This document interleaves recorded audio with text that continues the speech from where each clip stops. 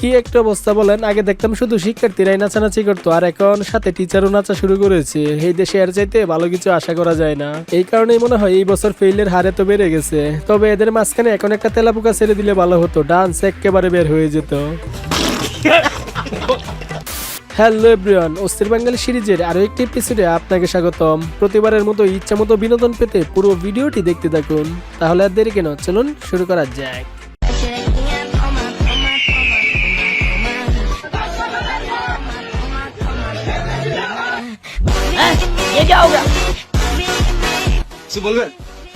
কি বলবো?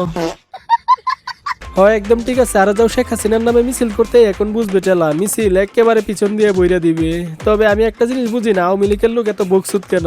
ওদের নেত্রী বিদেশে গিয়ে এসি রুমে বসে থাকে, আর ওরা ওদের নেত্রীর কথায় রাস্তায় নেমে মানুষের লাত্তি গুতা খায়। এইসব পাগলদের মাথায় কোনোদিন বুঝ আসবে না। ঠিক বলেছো। হেলমেট বানাইছে আপনি গাড়ি চালানোচ্ছে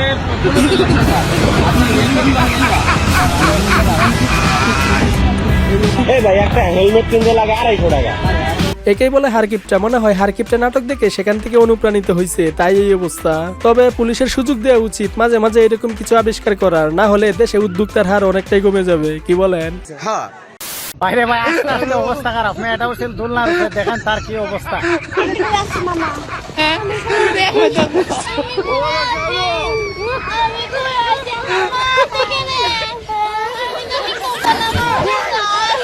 বেচারি চরম ভাবে ভয় পাইছে, আর হয়তো কোনোদিন দোলনায় ওঠা সাহস করবে না। আর এইদিকে এই বেচারিকে দেখুন নৌকায় উঠে কিভাবে চিল্লানো শুরু করেছে, ভীতু একটা।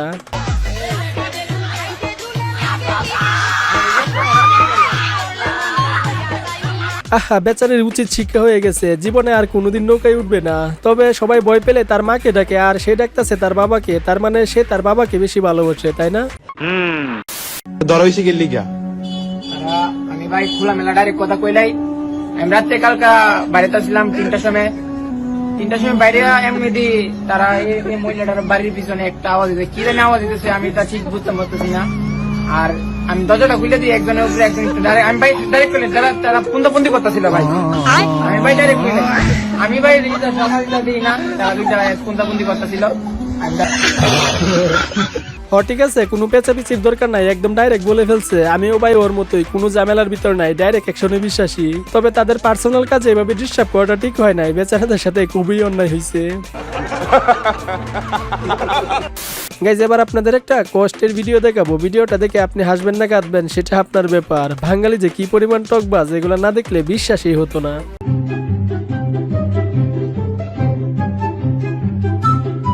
लेकिन ये साला कर क्या रहे हैं आप?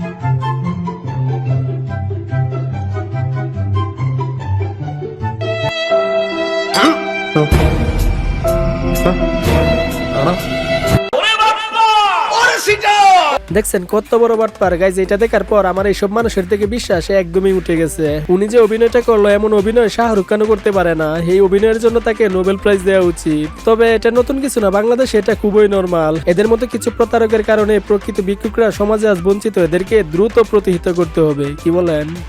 साले को बम से उड़ा दूंगा ये।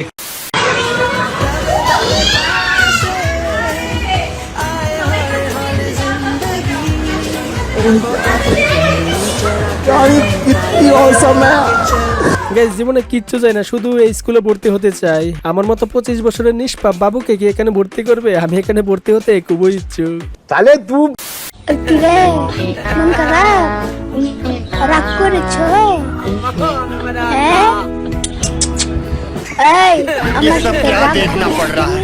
চারদিকে শুধু পূর্ণতা আর পূর্ণতা, যেখানেই কোট সেখানেই পূর্ণতা। তবে এদেরকে এভাবে গাছে বেঁধে না রেখে বিয়ে শাদী পড়ায় দিলেই তো হয়। শুধু শুধু বেচারাদের ইজ্জতের 12টা বাজানোর দরকার আছে? বলেন।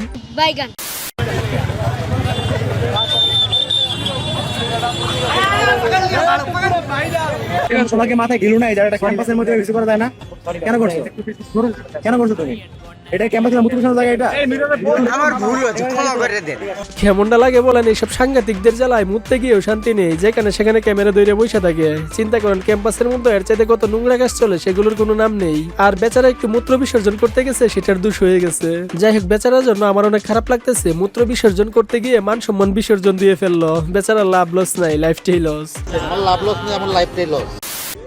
এই কিউট ছেলে, প্রেম করবো না ডাইরেক্ট বিয়ে করে ফেলবো যে। আপনাকে বলতেছি করবেন? আরে আপু, বিয়ে শাদী বাদ দেন, আগে সেলুনে গিয়ে শেভ করে আসেন, কারণ আপনার দাড়ি দেখে অনেকেই মেবি ভয় পেয়েছে। তবে এটা ছেলে না মেয়ে আমি পুরাই কনফিউজড। তো সুন্দর দেশ, শুধু মানুষগুলোই খ্যাস লাগে, কোথায় কোথায় আতাতি সম্পর্ক আর বাংলাদেশ, আমার সোনার বাংলাদেশ, দেশটা আসলে করা। দেখছেন বাঙালির অবস্থা, শুধু এই কারণে সারা বিশ্বে আমাদের বাংলাদেশের মানুষের এত বদনাম যে আমরা অস্থির প্রকৃতির। আসলে কি বলবো, পৃথিবীতে সবকিছু শুধরালেও বাঙালি কোনোদিন শুধরাবে না। এদের অস্থিরতা রক্তে মিশে গেছে, কিচ্ছু করার নাই। মানে কি বলবো, যাই হোক। रोटी दे दो यार। जाओ यहाँ से, जाओ यहाँ से। हाय मैं मर ही जाऊं जो तुझको ना पाऊं, बातों में तेरी मैं रातें बिताऊं, सैयारा तू तो बदला नहीं है। এতদিনে এই গানটা ঠিকঠাক মতো পূর্ণতা পাইলো, তাই না? বেচারা এত এফোর্ট দিয়ে গানটা গাইলো চাচিকে ইমপ্রেস করে একটা রুটি নেওয়ার জন্য, তাও আর হইলো না। বেচারার সাথে খুবই অন্যায় হয়েছে। তবে লোকটা যাওরা আছে, মানতে হবে। চাচির উচিত ছিল একটা গরম রুটি তার টাক মাথায় রেখে দেওয়া, তাহলে একদম সাইয়ারা পিছন দিয়ে বের হয়ে যেত। কি বলেন? মাসি অলরেডি দুটো খেয়েছি, একটা নিয়েছি। ভালোই লাগছে। কি বলছিস তুই? ঠিকই আছে, আরো দাও নারী পুরুষ সমান অধিকার। আগে এগুলা ওরা গোপনে গেত, এখন প্রকাশ্যে গাওয়া শুরু করেছে। আসলে নারী পুরুষ সমান অধিকার দিলে তো এমনই হবে, তাই না? তবে এরা যেভাবে এগিয়ে যাচ্ছে, কবে জানি আমাদের সাথে রাস্তায় দাঁড়িয়ে মূত্র বিসর্জন করা শুরু করে দেয়, সেটাই চিন্তার বিষয়। আমার আব্বু আম্মু প্রেম করে বিয়ে করছে, আমার ভাইও প্রেম করে বিয়ে করছে, আমিও প্রেম করে বিয়ে করছি। আমরা দুইজনে কুমিল্লা পৌড়ে আইসা বিয়ে করছি। এখন আমরা সুখে আছি। আর আব্বু আম্মুর বলতেছে যে আমার শ্বশুর শাশুড়ির উপরে যেন হয়রানি অত্যাচার না করে, এরকম করলে আমরা আর বাড়িতে ফিরবো না। গাইজ, শুধু পরিবারে এরকম রীতি না থাকার কারণে আজও একটা প্রেম করতে পারলাম না। জীবনটাই বেদনা। যাই হোক, প্যারা নিস না বোন, লাগলে পরিবারের নীতি অনুযায়ী আরো প্রেম কর, তাও খুশি থাক। যেমন তেমনই থাকতে পছন্দ করি। আমি কারোর জন্য ভালো হবো না, আমি আমার নিজের জন্য ভালো হব। আমি আমার মতো চলতে চাই, আমি কারোর জন্য চলতে চাই না। I don't know care. ঠিক আছে, you understand, you better understand. Guys, ক্রিমাফা কি কইলো কিছুই তো বুঝতে পারলাম না। আপনারা কিছু বুঝে থাকলে কমেন্টে জানায়েন তো। এটা কি খাঁটি দুধ না ভেজাল দুধ? এটা অবশ্যই খাঁটি দুধ। ছোঁয়া যদি খাঁটি হয়, ছোঁয়ার দুধ কি কখনো ভেজাল থাকবে? আপনার খামারটা কই আপু? আমার খাবার না, মানুষের খাবার। ওখানে গিয়ে দুধ দোয়ায় নিয়ে। আপু, আপনি কত কেজি দুধ হয় ডেলি? আমার কত কেজি দুধ হয়? আপনার গরু। আচ্ছা, আমার গরু না তো ভাইয়া, আমি খামারে গিয়েছি, খামারে গিয়ে দুধ দোয়ায় নিয়ে আসছি নিজের হাতে। আপনি কি খেলা বেশি পছন্দ করেন? আমি মাঠে খেলতে পছন্দ করি, কিন্তু খাটে না ভাইয়া। আপনার দুধ ঘন না পাতলা? আমার দুধ না এটা। আরে আপনার আপু চেহারা দেখে বোঝেন না? আপুর চেহারা, আপুর দুধ তো ঘনই হবে। তার তো যে চেহারা, আপুর দুধ তো ঘনই হবে। চেহারা দেখলে বোঝা যায় কোনটা পাতলা কোনটা। তার নিজের দুধ তো ঘন হবে নাকি পাতলা হবে? জাসালা, এটা কি প্রশংসা করলো নাকি অপমান করলো কিছুই তো বুঝতে পারলাম না। তবে আপু পাক্কা খেলো, আর আপুর যে এক্সপিরিয়েন্স, মনে হচ্ছে মাঠে ঘাটে দুই জায়গায় ভালো খেলতে পারে। কি করলে সিগারেট খাওয়া ছাড়বেন? আর এই সিগারেট কেন খান? সিগারেট কেন খাচ্ছি, কি কারণে খাচ্ছি এটা নিজেও জানি না। এবং এটা সার্ভার গেলে যে আপনি যে প্রশ্ন করছেন যে কি কারণে ছাড়বেন, এটা ভাবতে গেলেও একটা টান দিত।